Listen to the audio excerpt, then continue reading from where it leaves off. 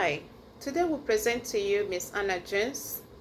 Miss Anna Jones is a 55-year-old female who presents to the clinic today complaining about severe lower back pain that started about 3 days ago.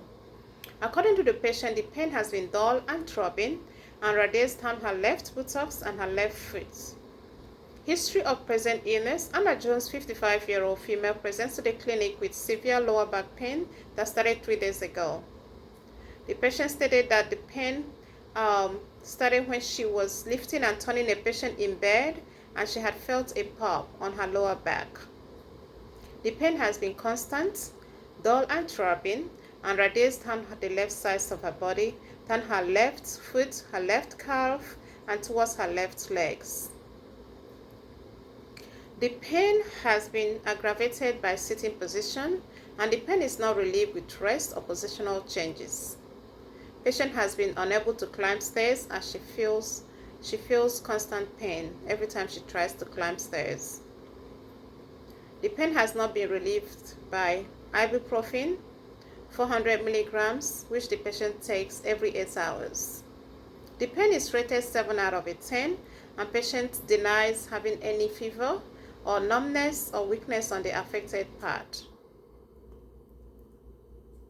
Patient therefore seeks relief from the office today from pain so she can return to her normal activities. For medication, we see that patient is only taking ibuprofen 400 milligrams PRN every 8 hours, and there are no non-diagnostic allergies noted. Patient has no past medical history. The only hospitalization was for 3 live births, hospitalization for the birth of her 3 children. Patient also had a partial hysterectomy in 2010 for fibroids, which she still maintains her ovaries.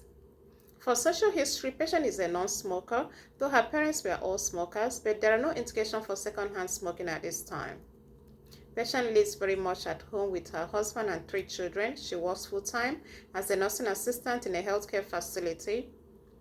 Her vital signs are all stable. There are no indications for infection at this time. Her temperature is 98.3 degrees Fahrenheit. And patient is very much underweight. She is alert and oriented and answers questions appropriately. She is dressed appropriately for the occasion. For physical exam, we see that patient still has the dull throbbing pain on her lower back and the pain radiates down the left sides of her body. For a vascular exam, we show that the pedal pulses are +3 bilaterally, and the extremities exam shows that the gait is slow and guarded, and the left shoulder is higher than the right shoulder when she stands up. However, there is full range of motion on all extremities. Patient is very much alert and oriented, though she still feels the stinging sensation on the lower back. Alright, so for further neuro exam, we will see that there is reduced forward flexion of the lumbar spine. The straight leg test is limited to 45 degrees on the left side, and the sciatica stretch test is positive. The pin and prick tests are all reduced on the lateral side over the dorsum of the left leg, and the dorsiflexion of the left side shows some weakness present. And also the right angle jerk reflex is reduced. However, patient denies any numbness at this time. So we look at the lab work that was carried out. CT scan, lumbar puncture, MRI, and X-ray all shows negative for fracture. And for our differential diagnostics, we look at the chronic lower back pain, which will be ruled out for the duration of the pain is only 3 days. For herniated disc, this will be ruled out because there's no indication for numbness at this time. And also for osteoarthritis, this will be ruled out because there is no reduced joint movement at this time.